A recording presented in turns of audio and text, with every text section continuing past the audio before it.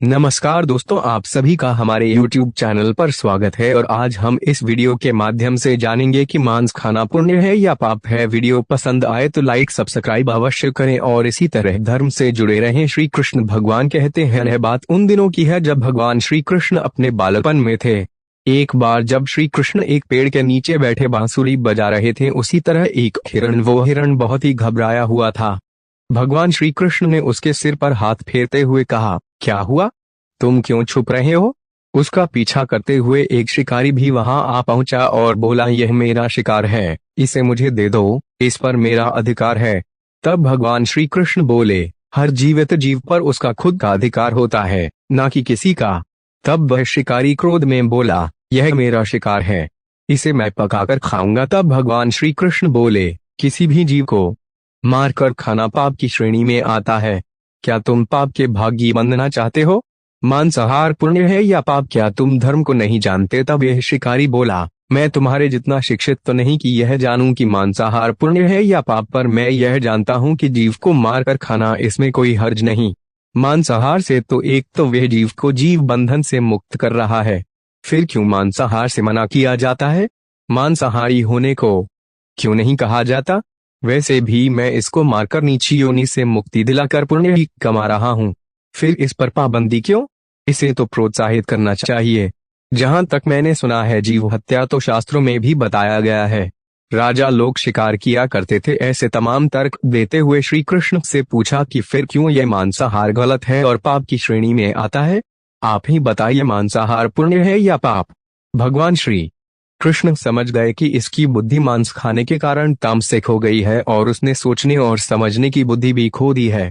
फिर भगवान श्री कृष्ण बोले, इस अंतहीन विषय पर पहले मैं कोई राय नहीं दूंगा। मेरी इस छोटी सी कथा सुनने के बाद तुम ही उत्तर देना कि मांसाहार पुण्य है या पाप, और तुम्हें मांस खाना है या नहीं। वह शिकारी सोचने लगा कि इसमें मेरा तो कोई घाटा नहीं है, इस कथा को मैं सुन ही लेता हूँ, मेरा मनोरंजन भी हो जाएगा और बाद में मुझे इसका मांस भी मिल जाएगा। दौड़ता चला आया और उनके पीछे जाकर छुप गया। भगवान श्री कृष्ण ने अपनी कथा आरंभ की। एक बार मगध में खाद्य संकट खड़ा हो गया तो अन्न का उत्पादन कम रहा।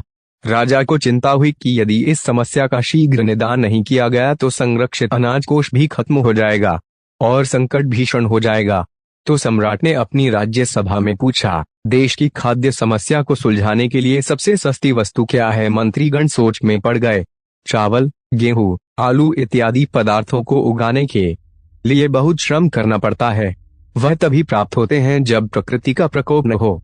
ऐसे में तो कुछ सस्ता हो ही नहीं सकता। तभी शिकार का शौक रखने वाले एक मंत्री ने सोचा कि यही उत्तम अवसर है, क्यों अंधाधुंध शिकार के लिए राजा की अनुमति ले ली जाए।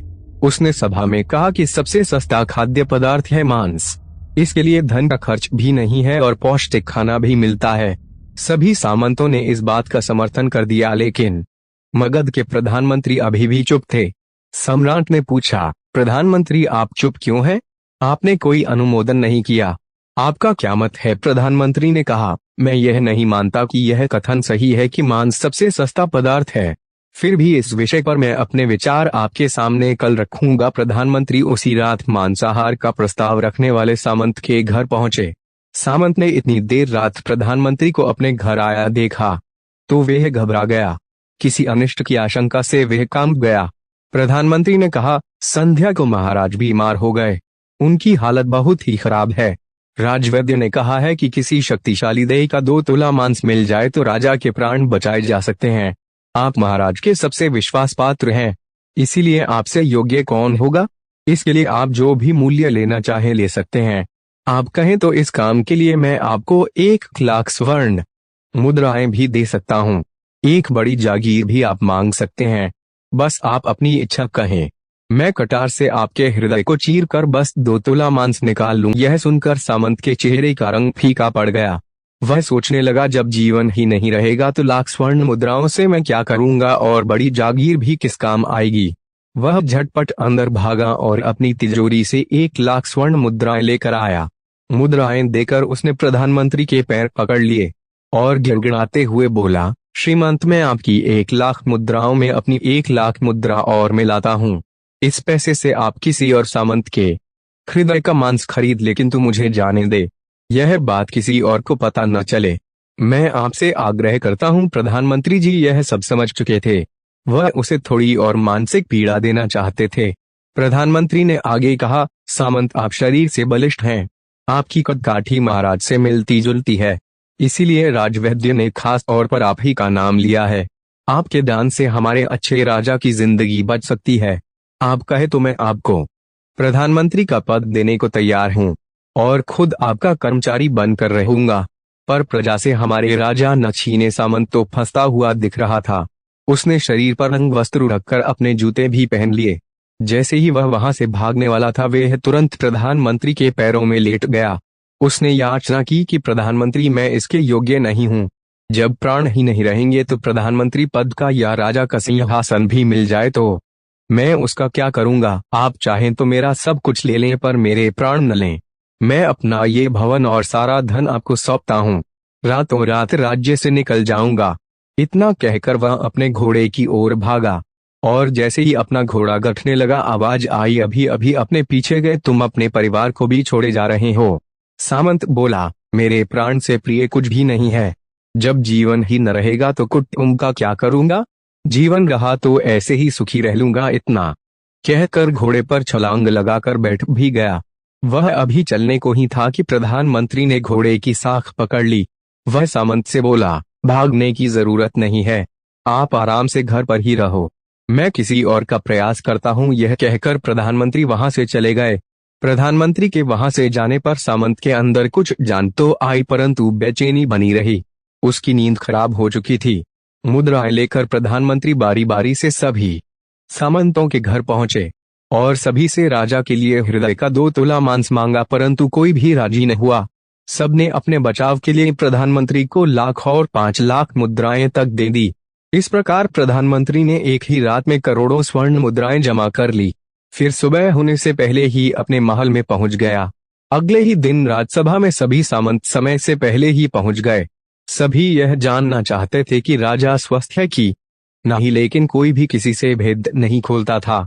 सब प्रधानमंत्री ने सैनिकों को आज्ञा दे रखी थी कि जब तक महाराज राज्यसभा में न आए, किसी भी सामंत को भी महल से बाहर जाने की आज्ञा नहीं है। राजा सभा में अपनी चिर परिचित गति में आए और अपने सिंहासन पर आकर बैठे। सभी सामंतों ने देखा, कहीं से भी राजा उन्हें अस्वस्थ नहीं लगे। उन्हें तो कुछ हुआ ही न था। प्रधानमंत्री ने उनसे झूठ बोला। हर सामंत के मन में यही विचार चल रहा था, पर कोई भी किसी और को कुछ भी न बोल रहा था। तभी प्रधानमंत्री ने राजा के समक्ष 1 करोड़ स्वर्ण मुद्राएं रख दी। राजा ने पूछा, ये स्वर्ण मुद्राएं किसके लिए है और कहां से आई। प्रधानमंत्री ने कहा, 2 तोले मांस के लिए इतनी धनराशि जुटाई है, पर मांस न मिला। अपनी जान बचाने के लिए सामंतों ने यह मुद्राएं दी हैं। अब आप यह विचार कीजिए, मांस कितना सस्ता है। राजा को बात समझ में आ गई। उन्होंने प्रजा को अतिरिक्त परिश्रम करने का निवेदन किया और राजा के अनाज भंडार में से अनाज निकालकर श्रमिकों को दिया गया। उन्होंने पौष्टिक सब्जियों की खेती का तुरंत आदेश दिया। वह 1 करोड़ स्वर्ण मुद्राएं इसी कार्य के लिए और श्रमिकों के कल्याण के लिए खर्च की गई। ऐसे साग सब्जी तेजी से उगी, जिससे प्रजा का कल्याण भी हुआ और पौष्टिकता भी मिली।